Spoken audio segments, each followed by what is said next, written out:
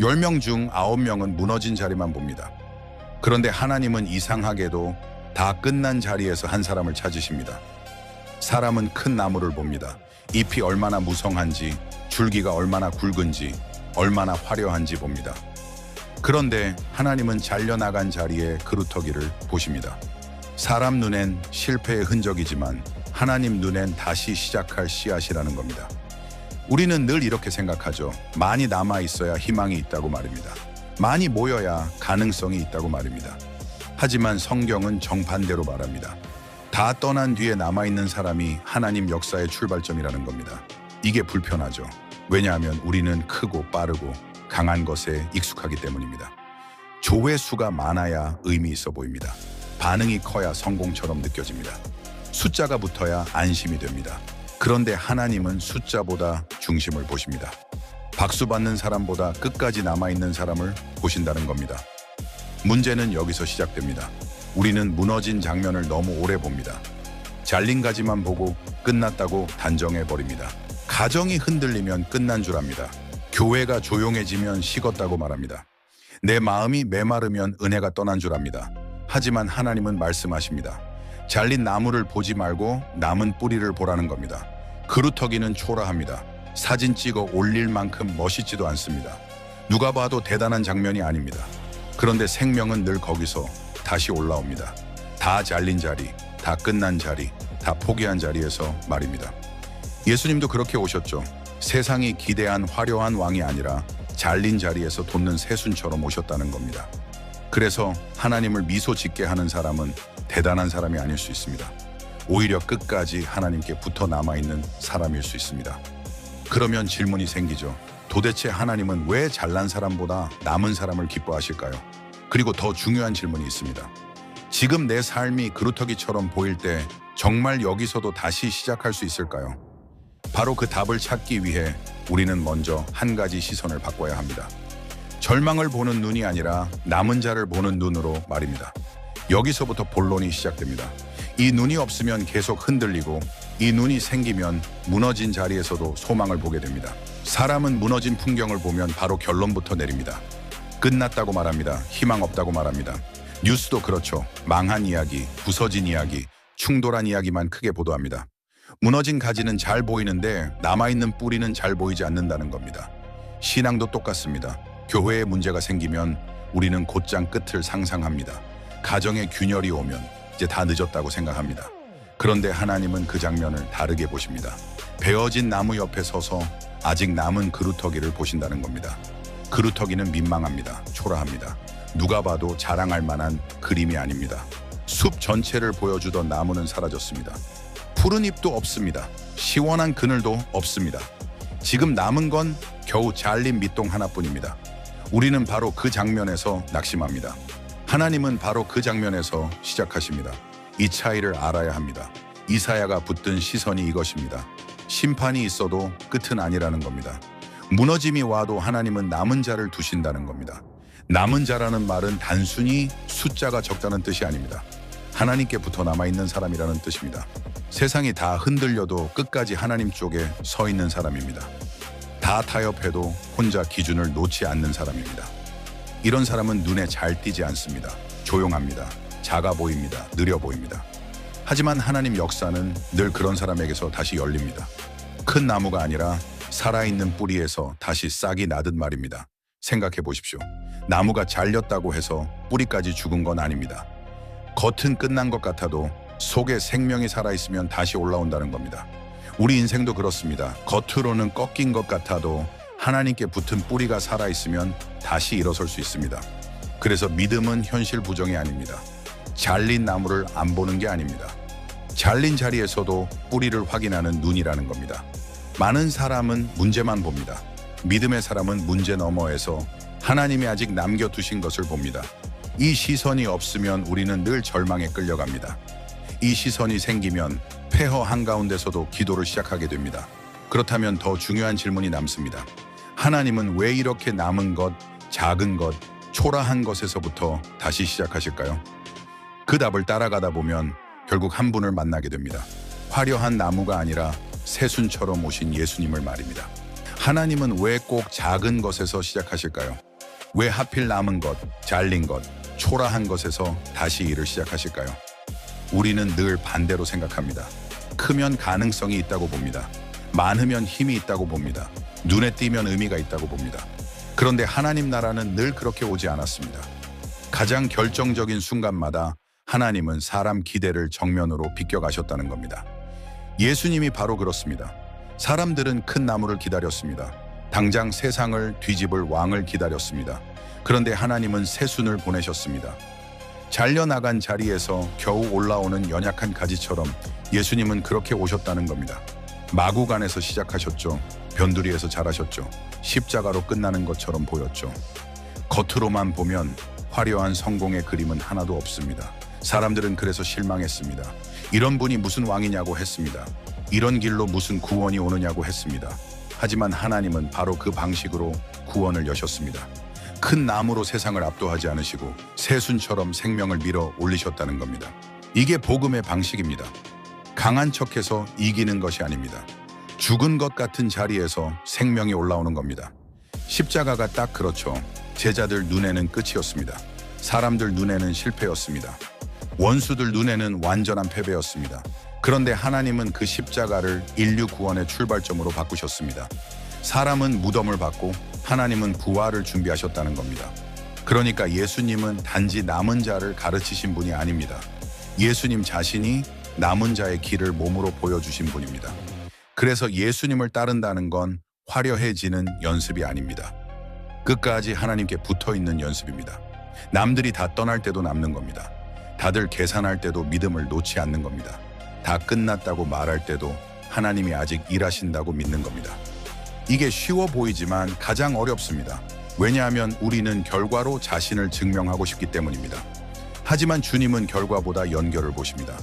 네가 얼마나 커졌느냐보다 지금도 나에게 붙어 있느냐를 보신다는 겁니다. 나무의 생명은 가지의 화려함에 있지 않습니다. 뿌리에 붙어 있느냐에 달려 있습니다.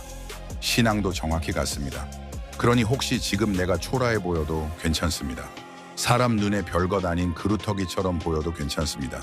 하나님께 붙어 있으면 거기서 다시 시작된다는 겁니다. 그런데 정말 성경 속에서도 이런 일이 반복됐을까요? 한두 번의 예외가 아니라 하나님 역사에 일관된 방식이었을까요? 그걸 확인하는 순간 우리의 믿음은 훨씬 단단해집니다. 왜냐하면 남은 자는 늘 있었고 하나님은 늘 그들을 통해 일하셨기 때문입니다. 성경을 자세히 보면 남은 자는 특별한 시대에만 잠깐 등장한 예외가 아닙니다.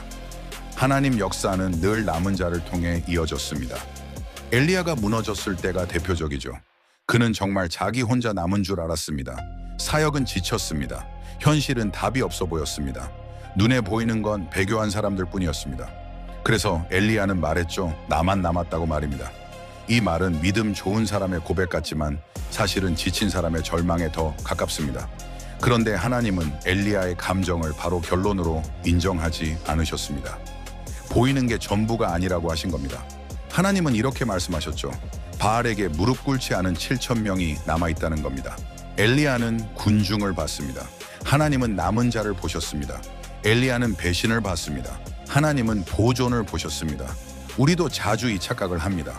세상이 너무 빨리 무너져서 나만 이상하게 믿음을 붙들고 있는 것 같을 때가 있습니다. 직장에서 그렇습니다. 학교에서 그렇습니다. 가정에서도 그렇습니다. 정직하게 살려 하면 내가 너무 촌스럽고 손해보는 사람처럼 느껴질 때가 있다는 겁니다. 그럴 때 마음이 무너집니다. 나만 바보 같고 나만 뒤처지는 것 같고 나만 남은 것처럼 느껴집니다. 그런데 하나님은 말씀하십니다. 네가 다 보지 못했을 뿐 내가 남겨둔 사람들이 있다는 겁니다. 조용히 예배하는 사람이 있습니다. 아무도 몰라도 타협하지 않는 사람이 있습니다. 드러나지 않아도 무릎 꿇고 기도하는 사람이 있습니다. 세상은 그런 사람을 약하다고 봅니다. 하나님은 그런 사람을 씨앗이라고 보십니다. 숲이 다 불탄 것 같아도 땅 속에 살아있는 씨앗 몇 알이 있으면 다시 시작됩니다. 하나님은 늘 그 씨앗을 남겨두신다는 겁니다. 그러니 믿음의 사람은 함부로 말하면 안 됩니다. 아무도 없다고 단정하면 안 됩니다. 끝났다고 쉽게 결론 내리면 안 됩니다. 내 눈에 안 보인다고 해서 하나님 손에 없는 게 아니기 때문입니다. 내 통계에 안 잡힌다고 해서 하나님 역사가 멈춘 게 아니기 때문입니다. 오히려 진짜 믿음은 여기서 드러납니다. 무너진 숫자 말고 하나님이 남겨두신 사람을 상상할 줄 아는 겁니다. 그런데 여기서 더 깊이 들어가야 합니다. 남은 자는 단지 살아남은 사람이 아닙니다. 아무렇게나 버틴 사람이 아니라는 겁니다. 그렇다면 남은 자는 구체적으로 어떤 사람일까요? 성경은 그들을 아주 선명하게 설명합니다. 남은 자는 단지 끝까지 살아남은 사람이 아닙니다. 운 좋게 버틴 사람이 아닙니다. 하나님 편에 서기로 선택한 사람이라는 겁니다. 성경 속 남은 자들을 보면 공통점이 분명합니다. 다들 시대 분위기와 다르게 살았습니다. 노아 시대를 보십시오. 사람들은 죄를 일상처럼 소비했습니다. 다들 그렇게 사니까 아무도 이상하다고 생각하지 않았습니다. 그런데 노아는 달랐습니다. 세상이 비웃어도 방주를 지었습니다. 눈앞에 비가 안 보여도 하나님 말씀을 현실보다 더 무겁게 받았다는 겁니다. 남은 자는 이런 사람입니다. 지금 다수가 웃는 방향보다 하나님이 말씀하신 방향을 더 두려워하는 사람입니다. 롯도 그렇습니다. 소돔은 이미 감각이 망가진 도시였습니다. 죄가 넘치는데도 다들 그걸 당연하게 여기고 살았습니다. 그런데 롯은 그 안에서 편안하지 않았습니다. 성경은 그의 의로운 심령이 상했다고 말합니다. 이게 중요합니다. 남은 자는 죄 많은 세상에서 너무 빨리 적응하지 않습니다. 불편해야 할 것 앞에서 여전히 마음이 아픈 사람이라는 겁니다. 갈렙도 마찬가지입니다. 10명은 악평했습니다. 상황 분석은 그들이 더 현실적이었습니다. 숫자도 맞고 분위기도 맞고 대세도 맞았습니다. 그런데 갈렙은 달랐습니다. 성경은 그의 마음이 그들과 달랐다고 말합니다. 바로 그 다름이 거룩함입니다. 거룩은 이상한 행동을 하는 게 아닙니다. 모두가 한 방향으로 쏠릴 때 하나님 때문에 다른 선택을 하는 겁니다. 요즘으로 바꾸면 이렇습니다. 다들 자극적인 말로 관심을 끌 때 굳이 진실을 지키는 사람입니다. 다들 이익 따라 움직일 때 손해를 봐도 기준을 놓지 않는 사람입니다. 다들 대충 넘어가자고 할 때 혼자라도 양심을 지키는 사람입니다. 다들 타협이 현실이라고 할 때 아니라고 말할 수 있는 사람입니다. 이런 사람은 늘 답답해 보입니다. 세상 기준으로는 느리고 둔하고 융통성 없어 보입니다. 하지만 하나님은 바로 그런 사람을 남은 자라고 부르십니다. 시대가 밀어도 끝까지 떠밀려 가지 않는 사람이기 때문입니다. 신앙은 결국 여기서 갈립니다. 분위기를 따라가는 사람으로 살 것인가, 하나님 앞에 남아있는 사람으로 살 것인가 하는 겁니다. 남은 자는 완벽한 사람이 아닙니다. 다만 끝까지 기준을 바꾸지 않는 사람입니다. 넘어져도 다시 하나님 쪽으로 몸을 돌리는 사람입니다. 그러니까 남은 자의 핵심은 숫자가 아닙니다. 방향입니다. 얼마나 많으냐가 아니라 누구 쪽에 서 있느냐의 문제라는 겁니다. 그런데 여기서 또 하나의 질문이 남습니다. 그렇게 다르게 살려면 도대체 무엇이 우리를 붙들어 줄까요? 왜 어떤 사람은 끝까지 남고 어떤 사람은 분위기에 휩쓸려 떠나버릴까요? 그 차이를 알면 신앙의 본질이 보이기 시작합니다. 왜 어떤 사람은 끝까지 남고 어떤 사람은 분위기에 휩쓸려 떠날까요? 그 차이는 재능이 아니라 무엇을 붙들고 사느냐에서 갈립니다. 성경은 분명히 말합니다. 하나님이 찾으시는 사람은 늘 많지 않았습니다. 예배자를 찾으신다라고 하셨죠. 일꾼을 찾으신다라고 하셨죠. 남은 자를 찾으신다는 겁니다. 전능하신 하나님이 못 찾아서 찾으시는 게 아닙니다. 정말 드물다는 뜻입니다. 많지 않다는 뜻입니다. 겉으로 신앙 있어 보이는 사람은 많습니다. 말은 그럴듯한데 끝까지 남는 사람은 적다는 겁니다. 처음엔 다들 뜨겁습니다. 감동도 받습니다. 결심도 합니다. 눈물도 흘립니다. 그런데 시간이 지나면 갈립니다. 손해가 생기면 갈립니다. 분위기가 바뀌면 갈립니다. 내 뜻대로 안 되면 갈립니다. 바로 그때 남은 자가 드러난다는 겁니다. 남은 자는 감정으로 버티는 사람이 아닙니다. 박수로 버티는 사람도 아닙니다. 하나님이 어떤 분인지 알기에 버티는 사람입니다.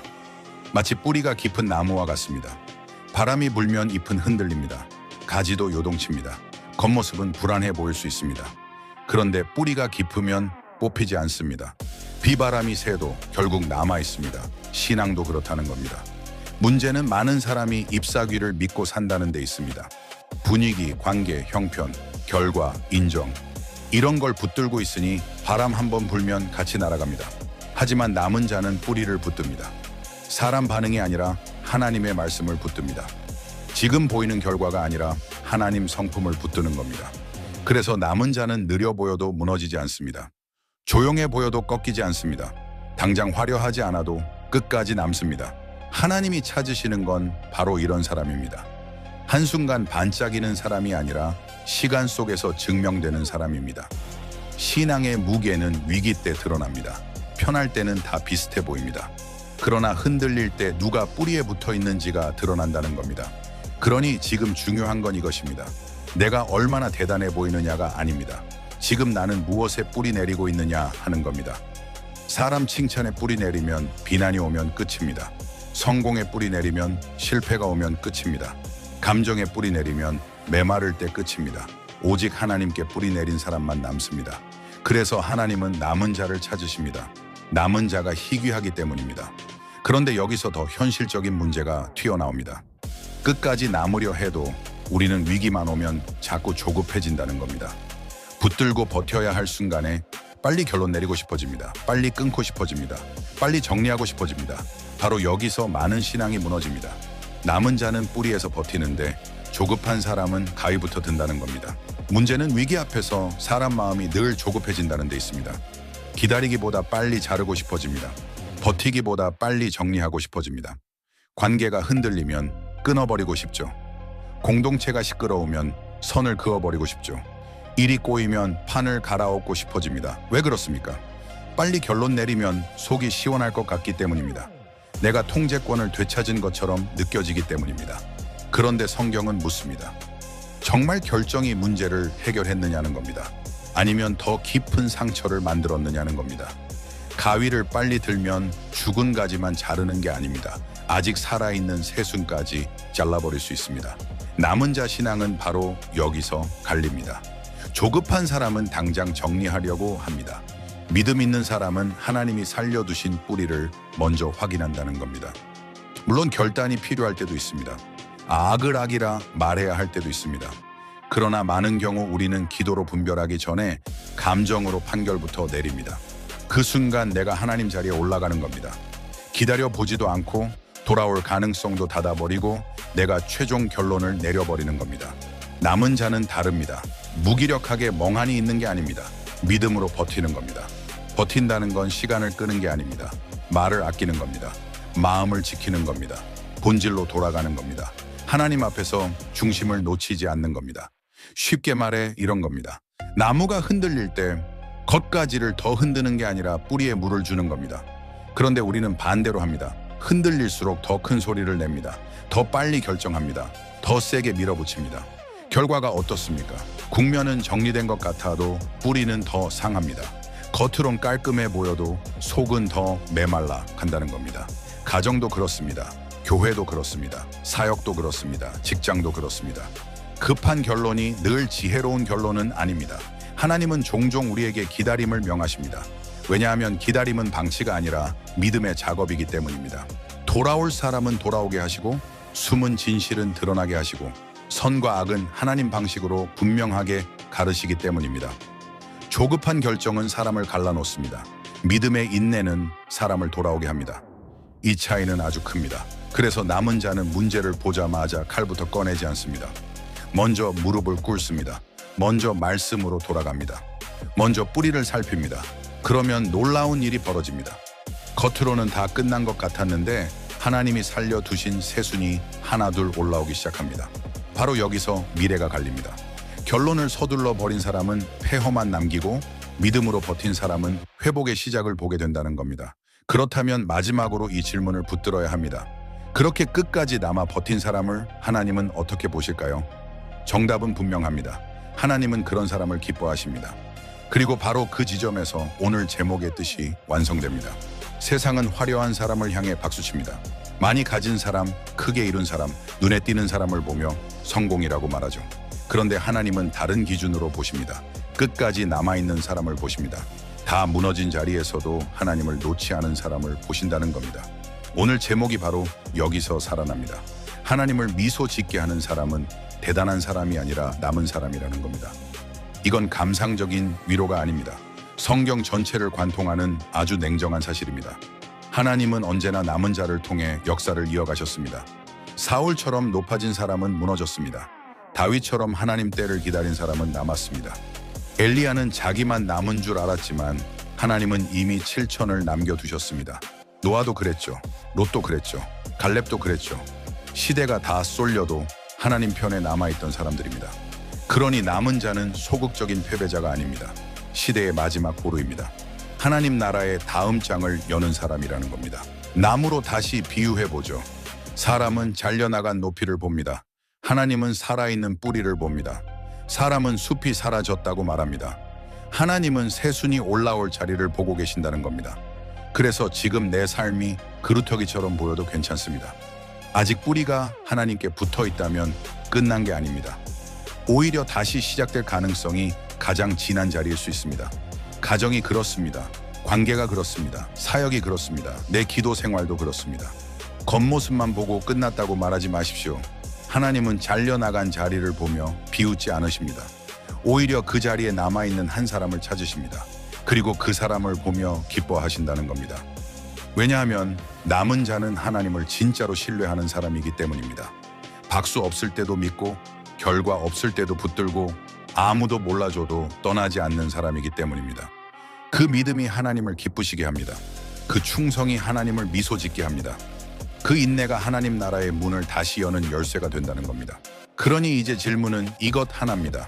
나는 잘난 사람이 되려고 애쓰고 있습니까? 아니면 하나님 앞에 끝까지 남는 사람이 되려고 애쓰고 있습니까? 이 둘은 비슷해 보여도 전혀 다릅니다. 잘난 사람은 사람 시선을 의식합니다. 남은 사람은 하나님 시선을 의식합니다. 잘난 사람은 무대 위에 서려 합니다. 남은 사람은 뿌리에 붙어 있으려 합니다. 잘난 사람은 박수를 원합니다. 남은 사람은 하나님 미소를 구합니다. 사랑하는 여러분, 이 시대는 잘난 사람을 대량 생산합니다. 그러나 남은 사람은 거의 만들어내지 못합니다. 그래서 더 귀합니다. 그래서 하나님이 찾으신다는 겁니다. 오늘 우리 기도는 크지 않아도 됩니다. 다만 분명하면 됩니다.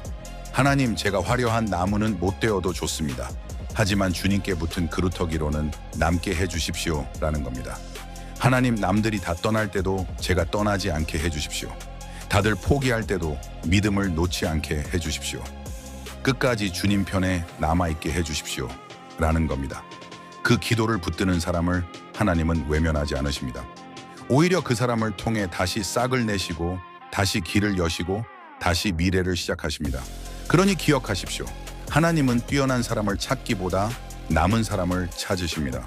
그리고 그 남은 사람을 바라보며 미소 지으십니다. 이제 마지막입니다. 여기서 끝이 아닙니다. 오히려 여기서부터 각자의 삶으로 돌아가야 합니다. 남은 자 신앙은 듣고 감동받는 것으로 끝나지 않습니다. 실제로 버티는 자리에서 증명된다는 겁니다. 예배당 안에서는 다 비슷해 보입니다. 아멘도 하고 찬양도 하고 은혜도 받습니다. 그런데 삶의 현장으로 들어가면 갈립니다. 직장에서 갈립니다. 가정에서 갈립니다. 관계에서 갈립니다. 억울한 순간에 갈리고 답답한 순간에 갈리고 오래 기다려야 하는 순간에 갈립니다. 그때 남은 자는 어떻게 합니까? 조급하게 결론 내리지 않습니다. 하나님보다 먼저 판결하지 않습니다.